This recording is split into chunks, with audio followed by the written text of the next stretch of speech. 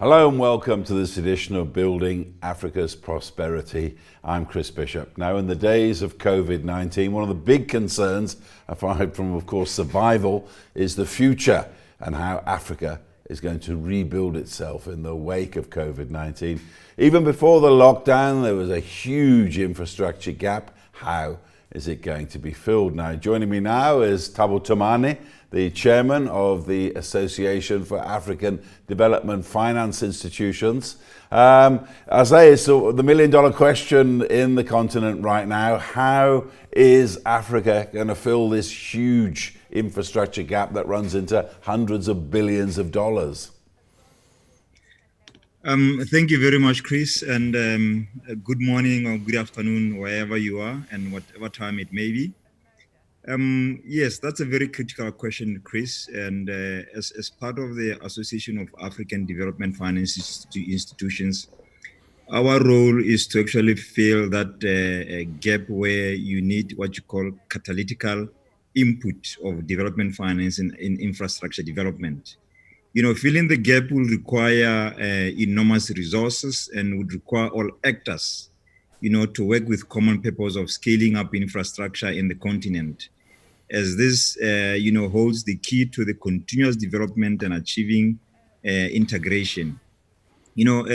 Financing infrastructure requires huge capital. And I must say, at ADFI, we call it ADFI, the Association of African DFIs, this capital must be patient, Chris.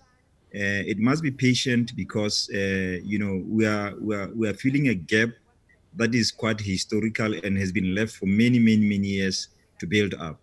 So, and if people bring in that capital, they must be able to have the patience for the capital to work for themselves or for the intended interventions.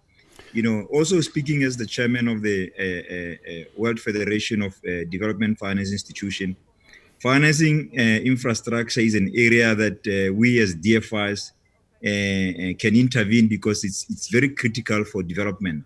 I think what is also critical is that we need to get all the development partners, we need to get all the angel investors, we need to get all the donors to be able to partner with Africa. That is the only way we can fill this gap. And not only that, Chris, what is also important is that Africa must be able to trade with itself, because the amount of trade between Africa and the rest of the world is so enormous, is so huge, that people must not see Africa as a risk. It's very interesting that from a business point of view, people see Africa as the go-to continent. But from spending money in development, especially infrastructure,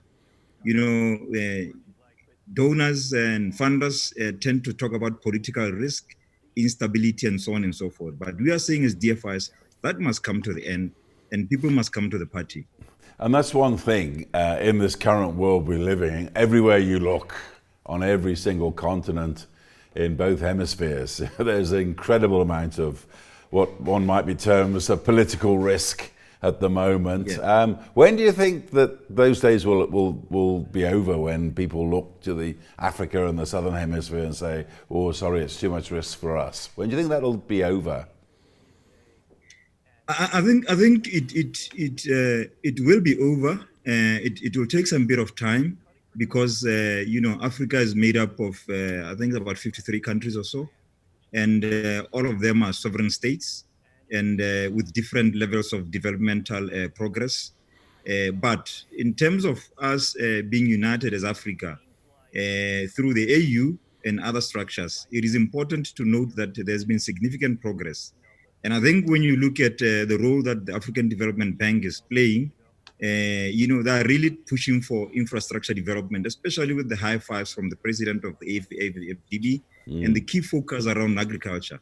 For me, I think risk will always be part and parcel of humanity. And there's risk everywhere, Chris. And you go to other countries outside of Africa, there's risk. But we go there. We travel to these places. And we are cautious of what the risks could be. But the fact of the matter is that risk will always be there. And it shouldn't delay the ability of our partners our well-wishers to be able to take part in the development agenda. Well, in terms of convincing the world to support the Africa infrastructure story, I mean, one of the things that came out during the COVID-19 crisis, the World Health Organization kept saying, listen, this is a world problem. This isn't just an African problem, and the world needs to get involved here. Do you think that that same kind of feeling is going to work when it comes to finance and investment? Yes, I think. Look, we must take a disposition as the world to say this is not necessarily an African problem, but a world problem, and we must take a disposition. As leaders, history will judge you severely if, when you are given the opportunity to make a difference, you don't make a difference even on the basis of insufficient facts and figures, but on the basis of logic and what you intend to do. I think what is important is that the world must start taking a different view of what Africa is, because we've come a long way in Africa, and like I said, the trade between Africa and the rest of the world is huge. It runs into billions and billions of US dollars, and if that particular trade could actually be done between African states, then this infrastructure issue and infrastructure development gap would not necessarily be a problem. And you mentioned just earlier, you said capital must be patient in building infrastructure, sure, but you'll probably find, as we're finding here, the international markets at the moment, the investors at the moment, they're slightly impatient because they're under pressure to bring about returns in these difficult times. Yes, I know, Chris, and that's what I'm saying. At the end of the day, we've neglected infrastructure development in Africa, but we've always benefited from the natural resources coming from Africa. So for me, I don't believe that could be a reason that it still be used now, and I think it's something that all the donors and people with money are trying to find an excuse of not putting money into infrastructure development properly here, because with all the natural resources and the wealth that we have, that needs to be beneficiated. Donors and funders will still make their money in the long term. So I don't see that being a problem. And I think, as you indicated, when you are not patient with the capital, you run the risk of having half-hearted approaches to this process. Because isn't that one of the great things with infrastructure projects? They are long-term. They sometimes can take time to get your return. Sometimes there can be disputes with the government partner sometimes you're working with, and changes in specifications. How can that be overcome, you think, to gain more finance for infrastructure on this continent? Yeah, I think that could be actually overcome using the triple P model. And I think the triple P model, one of the greatest impediments that I've come across, especially when I traverse the continent in Africa, is some of the legislations that are statutory rules that are imposed in certain governments, and the political will and commitment. I think that's what we need to fix, because you realize that triple Ps in sub-Saharan Africa are only concentrated in countries like South Africa, Nigeria, Kenya, Uganda, which accounts for about 48% of all the PPPs infrastructure projects in the region in the last 25 years. So for me, I think it's a function of the government being able to create legislation that is pro triple Ps, and once that is put in place, then of course you see the inflows of capital quite easily and in a more sustainable manner. And what about this job of blending private and public money to bring about infrastructure investment? How do you think the continent should go about that? Blended finance, Chris, is one of the numerous tools that you can use to mitigate this risk that we are talking about, and the ease of financing for private sector-led projects. And it has the potential to create a lot of social benefits, because it combines concessional financing of loans that are extended on more general terms than market loans and commercial funding. It's a very delicate balance between return on investment, at the same time achieving the intended objectives. I think what is important is that we are beginning to see an increase in the public education, an increase in the interest of blended finance in Africa. And I think it is the way to go, because blended finance also is important because it also touches on the critical aspect of project preparation. That is the conception of the project at preparation stage to fruition. That is very important, because once you miss that step, you then tend to have projects that ordinarily will fail because they've not been prepared properly. And I think we need to encourage that. We need to talk a lot more about blended finance. We need to support it. The governments must come to the party, and the private sector for the fruition of such initiatives. What do you think is the biggest problem that needs to be overcome with this blended finance option? I think, like I said earlier on, even regarding the triple Ps, I think it's a question of rules and regulations around statutory frameworks in different countries. I think also it's a question of trust, and it's a question of each party putting everything on the table and saying, this is what I'm expecting at this particular rate, as an example, a rate of return. I think on that basis, if we operate on the basis of trust between the two parties, and understanding that government by their nature are responsible for social development, they must absorb much of the risk, because private money seeks a certain level of return within a certain period of time. So for as long as you want to go in and have a 50-50 arrangement of some sort where government is not taking the majority of the risk, this is where the biggest problem is. So governments must be able to absorb much of the risk and be able to be patient also for the private sector to bring in that capital for the benefit of the greater nations of Africa. How is this going to play out in a continent where, to be quite frank with you, most government coffers are very under pressure, especially in the wake of COVID-19? I think, Chris, it is important that we also look at the sustainability development goals, that has been put forward in terms of how we need to fund them. This particular gap between the need to fund the SDGs and the ability to fund them. And I think the other aspect is that if we focus on implementing the SDGs, a lot of assistance will come from foreign aid outside of Africa, and other multilateral organizations like the AFDB, like your World Bank and the IFC and others, KFW and others. And then again, we need to create opportunities, because even in the midst of the current COVID-19, where now governments are pressurized into looking at the health aspect of fighting the pandemic. It is important that you create these particular opportunities, and these opportunities can be in the area of better agricultural practice and energy efficient technology. We must be able to actually be moving forward with technology. We must get into the new way of doing this, the new normal post-COVID. And the other one is obviously around introduction of weather-based insurance.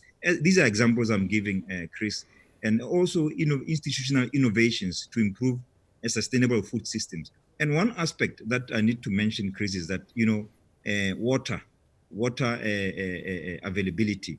Water is going to be the next important commodity outside of other what I can term as diamonds and coal and others. Water is going to be very, very critical, and I think it's important for us to prioritize and see where we put our money in terms of projects that are able to give us a meaningful return, both economically and socially.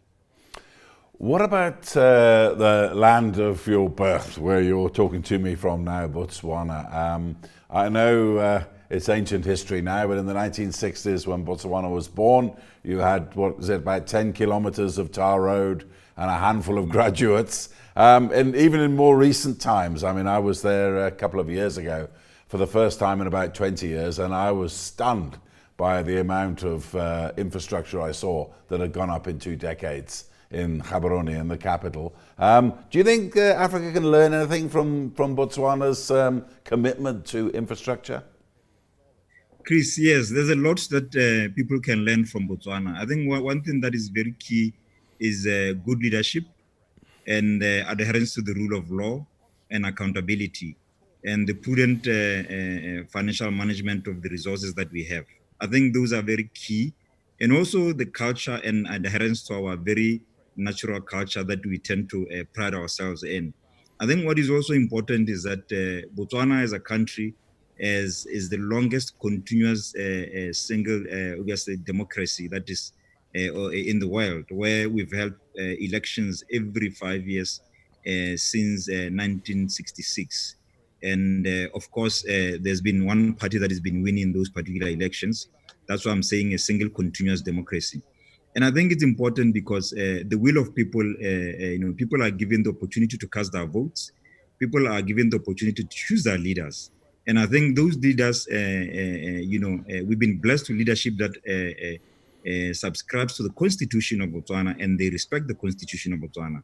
And this is what has brought us to where we are, because the leaders are there for the people, because they are servants of the people. And we can teach the rest of the world how we've succeeded over the last years since 1966. And it has been significant, Chris. I mean, the developments that you see here, the health, education, and other things. We were not saying we've done everything that needs to be done on earth, but we are basically saying, even though improvements are there, we've done significantly for the people, because the people come first. And just to tell us as well, talking about the political will there in your country, it's a very small population even today in Botswana, and it was a lot smaller at independence. The government could have got away with putting a lot less infrastructure up because they don't have that many people to cater for. Why do you think that there has been this tremendous drive over the last 40 years to build up what Botswana has? I think it is because Botswana it's a big country. I mean, about 582,000 square kilometers, the size of France or the state of Texas, and because of the current democracy principles that are entrenched in the system, people have got a right to stay where they want to stay in Botswana, and the government needs to actually bring developments to those people. And we respect the fact that people have the traditional villages where the local chiefs, which are also considered because they've got a structure which is recognized. It's called the House of Chiefs. These are the traditional leaders who were the ones that were leading us in years before independence and after independence. Because of this consultative process, villages that are designated as villages, government has an obligation to push social developments and infrastructure developments there. And therefore, when you look at the fact that it's a vast country, government was required to create and take developments throughout the rest of the country. And I think it has worked well for us. But it's costly also, Chris, because you can imagine the unit cost of production where you create a road that travels 400 kilometers to one end, and the number of cars that use it are not so much. But you still have to create it and take medical supplies there. You take power there, and so on and so forth. So in my mind, I have the distant town of Maun when you were saying that. But anyway, just in terms of broadening it out now across the continent here, the African Development Bank and their High Five plan, it's if you read through it, it's actually an incredible ambition, shall we say, for this continent to achieve. But do you think how difficult it's going to be to get the money together to turn it into reality?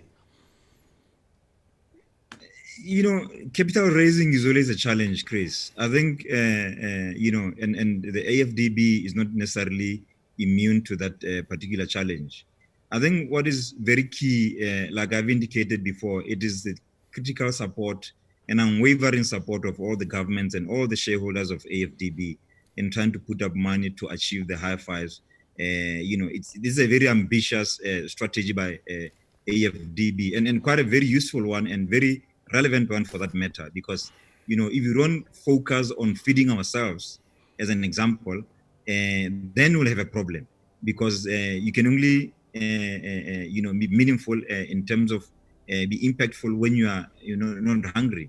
So the only other thing is basically for all the shareholders of AFDB to see value in investing in the high fives, and also what the intention of the strategy is by the president of the African Development Bank. And I think we will achieve that. It is my hope and belief that even as Association of African DFIs, will play a critical role of being a catalytical servant in the development value chain. And what kind of reception are you getting at the moment? Bearing in mind, as I mentioned earlier in the interview, that a lot of the investors are perhaps going to hike up their cost of money because of what's been going on the last few months with COVID-19.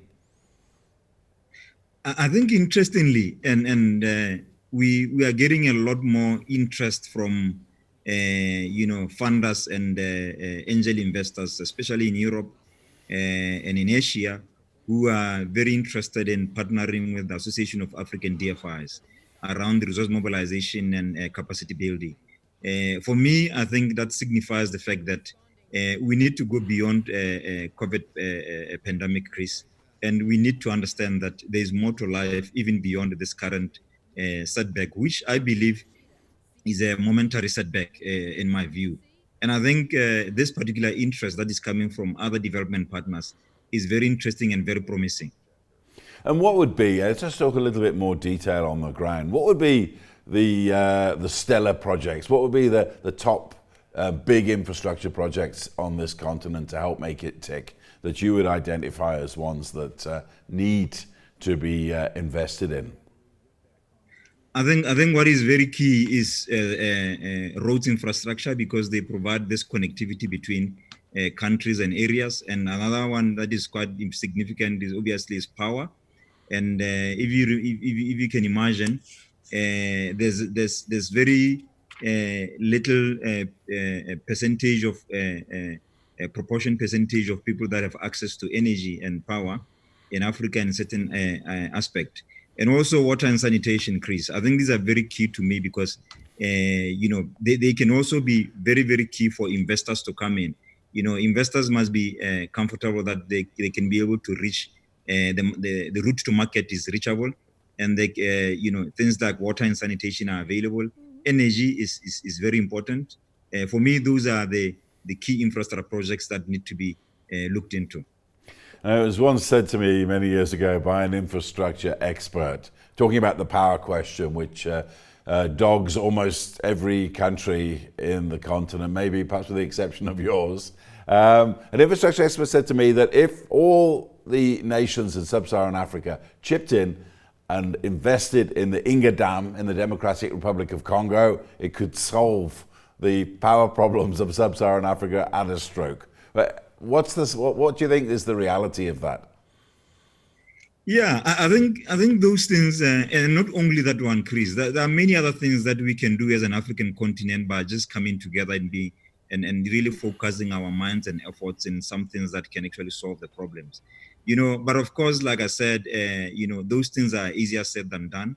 As African countries, through our different regional bodies like your SADC, ECOWAS, and others, we need to come to some form of agreement and say, you know what, rather than reinventing the wheel all over, why can't we just focus on who has the commodity to assist us and put our efforts in there? I think it's something that is doable, but obviously it's not easy. It needs a lot of political discussions. It needs a lot of political will. It needs a lot of give and takes. It needs a lot of sacrifices. So we can only encourage governments to be able to look into those other aspects. But at the end of the day, I guess our role as DFIs is to avail the possibilities that governments can actually tap into. And it will be up to governments to make a decision on that. And what kind of incentives can government offer to private investors to come along and get involved in this blended finance we've been talking about? Yeah, there are many incentives, Chris. I mean, others are, what you call, rebates on tax concessions could be one. Though tax is always a revenue earner for most governments, that could be another one for private sector people to assist in. And the other issue is obviously, examples of power purchase agreements in the area of energy that I can think of, which are long term. so that they give a comfort of tenure. So these are some of the typical examples that I can look into. And the other ones are obviously around road infrastructure, where you can have toll-free toll gates rather that can be used to actually guarantee return on investment around certain particular money spent in those particular projects. There are so many of these incentives that can be done, but we need to be careful and be cautious of the incentives that we give, because there should not be strings attached. You mustn't give out incentives that would at the end work against the very same intended development impact that you wanted to achieve. Like for instance, at the end of that particular agreement, let's say it's a road that links one country to the other, and then at the end of the incentives, the road is no longer there. It's dilapidated. We've got to be able to understand that by the time the private sector investor leaves, they must leave an infrastructure that is still usable. So we need to be very cautious around how we structure these investments, Chris. Now, you mentioned power purchase agreements there, which are very fashionable talk at the moment. But just give me an idea. I know that Botswana is pretty dependent on coal, the same as neighbouring South Africa. What are you doing to try to diversify away to renewable energy? Look, I think obviously that's not necessarily my field, and I would not necessarily be an authority to discuss much on that particular aspect. But from a development financing point of view, and from what I've seen, our government is encouraging even renewable energy, and but from my end where I am, we're encouraging green climate funding, and then we are trying to come up with certain initiatives that are still being baked and being cooked at the moment, where we can look at how we can encourage even beyond where we can want to get people to get into green energy and assist the energy situation in the country. But the government has invested a lot in some of the infrastructure around power generation in the country, and they continue to be the government of Botswana continues to be open for business, Chris. Great. Well, on that note, I'm afraid we've run out of time here on this program. Thank you very much indeed to Thabo Thamane, the chairman of the Association for African Development Finance Institutions, who is coming to us there from Gaborone in Botswana. That's all we've got time for on this show, this edition of Building Africa's Prosperity. From me, Chris Bishop, it's goodbye.